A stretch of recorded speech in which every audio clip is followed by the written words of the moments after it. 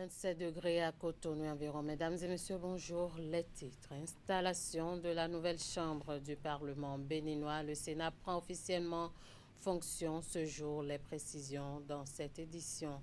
Célébration de la fête nationale. Dans un contexte de transition politique pacifique, une équipe de la rédaction s'est intéressée à l'appréciation de quelques citoyens béninois, éléments de réponse à suivre dans ce journal avec Virgile Rodegno et puis tournée de la ministre des Petites et Moyennes Entreprises et de la Promotion de l'Emploi après Malanville et Kandi. Awa Oubako s'est rendu à Paraco. Les détails dans un instant.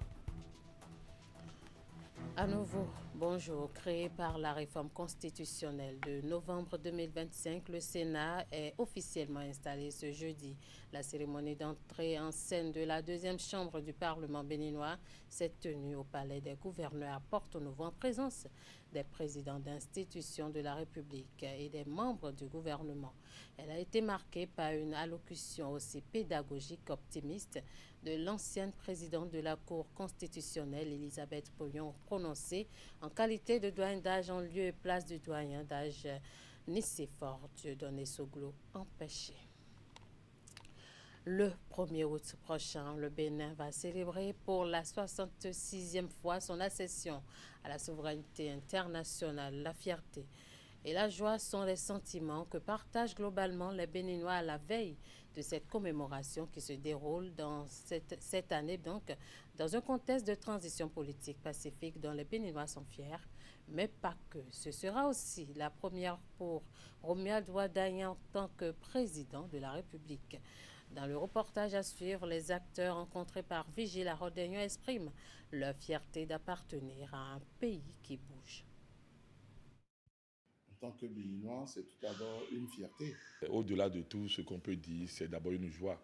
Naturellement, parce que vous savez que... Dans le discours des Béninois, fierté et joie sont les mots les plus utilisés, notamment en cette veille de fête d'indépendance.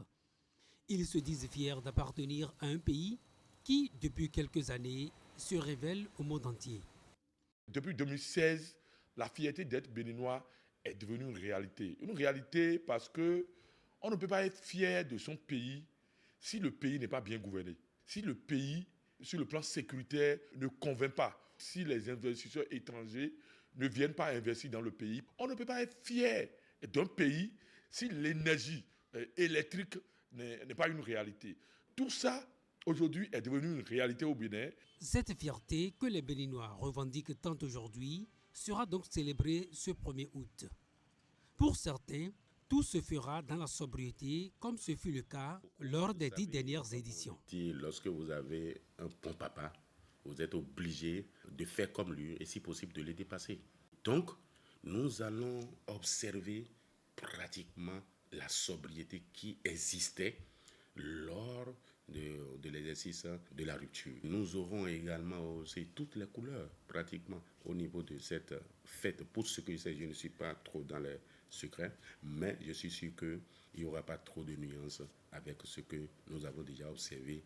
Mais ce qui va donner un caractère spécial à ce 1er août selon ces acteurs, c'est plutôt le contexte politique actuel, pour le moins rassurant, celui d'une transition démocratique pacifique au sommet de l'État. Ça veut dire qu'au Bénin, nous avons une maturité politique. C'est vrai que nous ne sommes pas encore au bout du tunnel, mais nous voyons déjà le bout du tunnel. Si les dispositions prises par l'ancien régime et la continuité dans la rigueur et les réformes tiennent leurs résultats, on peut se dire au Bénin que nous sommes indépendants. Dans la sobriété, ce 1er août sera pour le peuple béninois non seulement un moment de fierté, mais aussi d'engagement en ce qui concerne les défis. Bonne fête de l'indépendance à tous les Béninois, particulièrement au président Romuald Wadaye, au président Patrice Talon. Et dans l'attente de cette célébration, la ville de Cotonou s'embellit. Le pavoisement des artères est une réalité depuis quelques jours. Le drapeau tricolore et d'autres figures d'animation sur les poteaux électriques le long des routes laissent voir une ville prête pour la fête nationale samedi. Le constat dans ce reportage. Déjà à la descente de l'échangeur de Godoma, Cotonou vous accueille paré de ses plus beaux vêtements. Le décor ne s'interrompt pas. Le vert jaune-rouge flotte le long de la route principale, de la sortie ouest jusqu'au centre-ville. Les couleurs nationales battent en l'air. Au cœur de la ville, Cotonou aborde des drapeaux immobilisés sur de petits panneaux de part et d'autre, du boulevard de la Marina, de la route de l'aéroport, de l'avenue Jean-Paul II et l'avenue de la Victoire, encore appelée boulevard des Armées. À la sortie est, carrefour La Roche, dans le secteur d'Akwapa, l'espoir du renouveau, le courage des aïeux et le présage des riches trésors ondulent en symphonie au gré du vent. Le spectacle est beau. Le décor annonce la fête de l'indépendance. Il plonge Cotonois et visiteurs dans la fièvre de la fête nationale du Bénin. Tous les astres de la ville n'ont pu être drapés des couleurs nationales pour l'occasion. C'est le cas de certaines routes qui traversent le 6e arrondissement de la ville. Les populations et les autorités locales assainissent le cadre de vie à défaut d'embellissement. On ne peut pas fêter dans un cadre de vie qui n'est pas sain, qui n'est pas propre. Donc c'est pour cela que nous avons lancé des opérations d'embellissement de la ville, à savoir le nettoyage des grands artères du 6e arrondissement, le nettoyage des devantures des maisons. Nous avons exhorté les populations à rendre leurs maisons propres, leurs devantures propres, afin de fêter dans la propreté pour sentir réellement qu'ils sont en train de fêter. Tout Cotonou se met donc en cadre. Samedi, la fête aura lieu.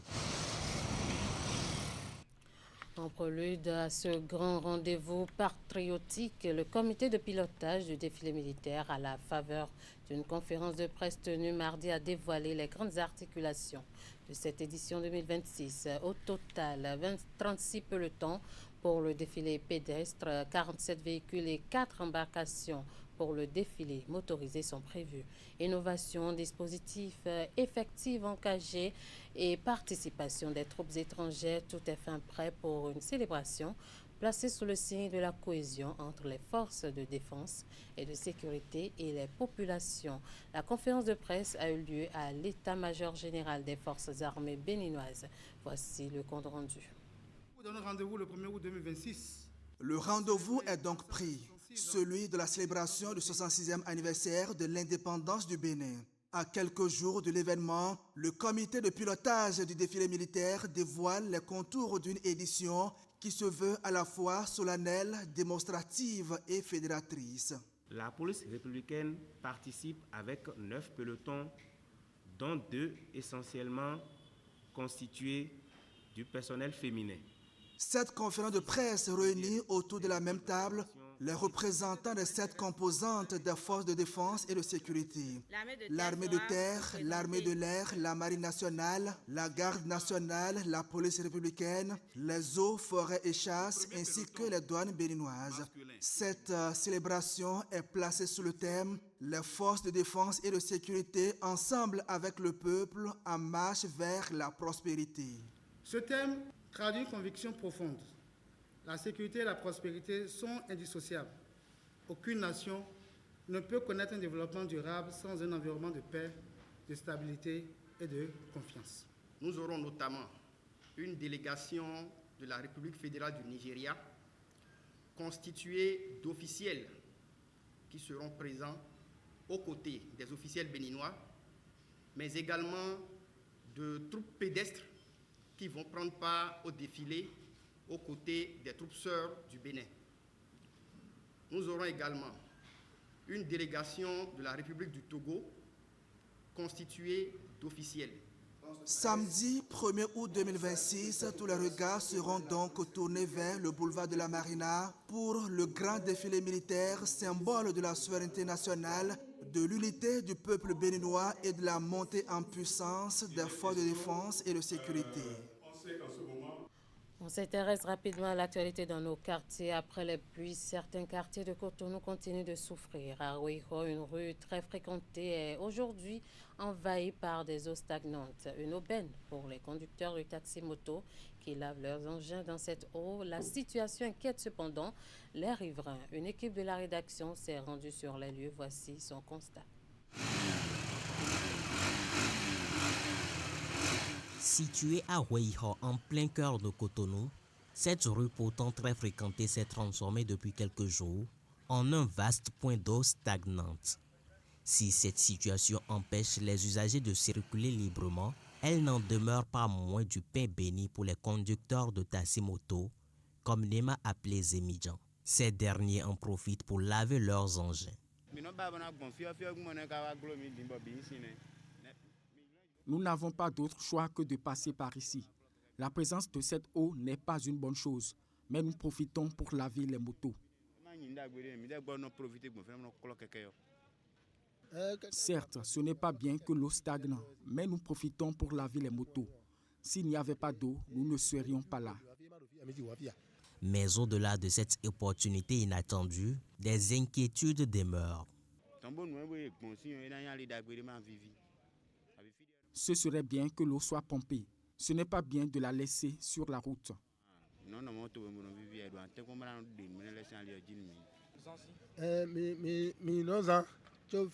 Quand il y a assez d'eau, on n'arrive pas à passer par ici. Les riverains et usagers de la voie interpellent les autorités compétentes, appelant à une solution durable face à cette eau stagnante. On parle justice. Le président de la République, Romuald Wadagna, a procédé ce mardi à l'installation de la Commission nationale de réforme du droit, une instance chargée de moderniser le système juridique béninois à travers l'examen des tests en vigueur, l'anticipation des mutations de la société et des propositions de réforme pour renforcer la sécurité juridique et l'efficacité des institutions. Je vous invite à suivre les propos du président Wadagna. Dans tout ce qui existe comme dispositif législatif, les dispositions qui pourraient paraître désuètes parce que nos us et coutumes, nos usages, les accords internationaux auxquels nous avons adhéré, bref, parce que le monde évoluant, certaines dispositions pertinentes hier ne sont plus pertinentes aujourd'hui. Il y a quelques années, ces enjeux d'aujourd'hui n'existaient pas. Donc le droit positif apparaît aujourd'hui totalement silencieux sur certains pans de nos cités. Leur rôle également, c'est d'identifier ces vides juridiques et de faire des propositions pour les adresser. Lors de vos travaux, vous devez avoir à cœur d'élargir vos consultations au plus grand nombre de personnes. Il est prévu que la commission fasse appel aux experts. Mais au-delà des experts, je vous engage à élargir vos travaux, vos recherches, vos consultations à toute personne capable d'apporter de la contradiction, des compléments d'information, du savoir pour enrichir vos travaux. En images, comme annoncé en titre, la ministre des Petites et Moyennes Entreprises et de la Promotion de l'Emploi a poursuivi sa tournée de prise de contact avec les structures sous tutelle. Après les étapes de Malanville et Kandi, la ministre a mis le cap ce mercredi sur Parakou, dans la cité des Koubourou, entre visite de courtoisie au préfet du Borgou, échange avec les jeunes bénéficiaires du programme Azoli et immersion dans les centres de formation professionnelle. Cette tournée vise à évaluer les actions engagées sur le terrain, écouter les acteurs et renforcer la dynamique de promotion de l'emploi et de l'entrepreneuriat. De retour à Cotonou, le maire de la ville a reçu ce mercredi une délégation du bureau de l'UNICEF au Bénin. Ceci pour une séance de travail qui s'inscrit dans le cadre de la poursuite des échanges entre la mairie de Cotonou et l'UNICEF en vue d'un partenariat durable en vue des projets urbains d'assainissement et de développement durable. Environ 1 heure d'échange entre la délégation de l'UNICEF Bénin et Luc Kinkadia, dont je vous propose ici la substance au micro de Candido Rinto et Simon Roulonou. Nous sommes très heureux d'être venus aujourd'hui avec mes collaborateurs, justement, dans le cadre d'une discussion entre l'UNICEF et la mairie de Cotonou, afin de voir comment l'UNICEF peut contribuer au plan de développement de la ville de Cotonou et à la vision de la ville de Cotonou. Et on avait eu déjà une première séance avec monsieur le maire, et l'idée aujourd'hui est de concrétiser en fait les premières discussions vers des projets concrets à mettre en œuvre pour les enfants vivant dans la ville de Cotonou. Vous savez, l'UNICEF, c'est d'abord l'organisation pour les enfants. On travaille dans des secteurs tels que l'eau, l'hygiène, l'assainissement, l'éducation, la santé, la nutrition. Et on a vraiment envie de développer avec la mairie de Cotonou des espaces où tous les enfants pourront se développer dans ces domaines et renforcer les aspects éducatifs, contribuer à l'amélioration de l'accès à l'eau, des côtés d'hygiène, aussi d'environnement, et de pouvoir faire en sorte que les enfants aient accès aussi à des systèmes de santé, à des services de santé, à pouvoir être vaccinés, notamment dans les zones où certains indicateurs restent encore avec des défis. Et c'est pour ça qu'on voudrait vraiment accompagner la mairie de Cotonou au niveau des arrondissements, avec les services déconcentrés, pour pouvoir en fait accélérer les résultats et améliorer en fait le développement des enfants. Toujours ce mercredi, les institutions de microfinance membres de l'Association professionnelle des systèmes financiers décentralisés APSFD étaient en assemblée générale extraordinaire à Cotonou, siège de l'institution. Objectif, se conformer aux nouveaux textes de loi qui encadrent désormais l'existence et le fonctionnement des systèmes financiers décentralisés. Les SFD qui deviendront à l'issue des travaux de cette AG extraordinaire institution de microfinance IMF. Ces tests consacrent donc aussi une évolution significative du secteur de la microfinance appelé à s'harmoniser avec les standards de la régulation. Voyons tout ceci donc avec Virgile Larodagnon et Liston. Cette Assemblée générale extraordinaire est une exigence liée au profond renouvellement du cadre réglementaire des institutions de microfinance induit par deux lois fondatrices. La loi 20-25-14 du 2 juillet 2025 portant réglementation de la microfinance et la loi 20-25-19 du 22 juillet 2025 relative aux associations et fondations en République du Bénin. L'ensemble des institutions membres de l'Association professionnelle des systèmes financiers décentralisés du Bénin entrent donc en travaux afin de retirer de leur texte les dispositions non conformes aux nouvelles lois. Ces textes traduisent la volonté du gouvernement de promouvoir un secteur de la microfinance plus performant, plus transparent et davantage résilient, capable de répondre efficacement aux attentes des populations et aux exigences d'un environnement financier en constante mutation. Ces textes nous engagent à une double transformation. Comme faîtières du secteur, nous devons accompagner nos membres dans leur mise en conformité. Comme association nationale, nous devons nous-mêmes nous conformer en révisant nos tests fondamentaux. Cette rencontre est donc un moment fondateur de l'APSFD, appelé à subir une mutation nominale à l'issue des travaux. Depuis la création, nous nous sommes appelés Consortium Alafia, ensuite Association professionnelle des systèmes financiers décentralisés. Mais la nouvelle loi nous demande de reconnaître le métier qu'est la microfinance. Donc désormais, notre association va se dénommer APIM, Association professionnelle des institutions de microfinance du Bénin. Désormais, la notion de système financier décentralisé passe également à celle d'institutions financières de microfinance, une notion plus conforme aux réalités contemporaines du secteur et aux standards de la régulation. Ainsi se referme ce 13h au Bénin. Merci de nous avoir suivis. Merci à toute l'équipe de rédaction, de réalisation et de diffusion. Restez avec nous pour la suite de nos programmes sur Canal 3 Bénin.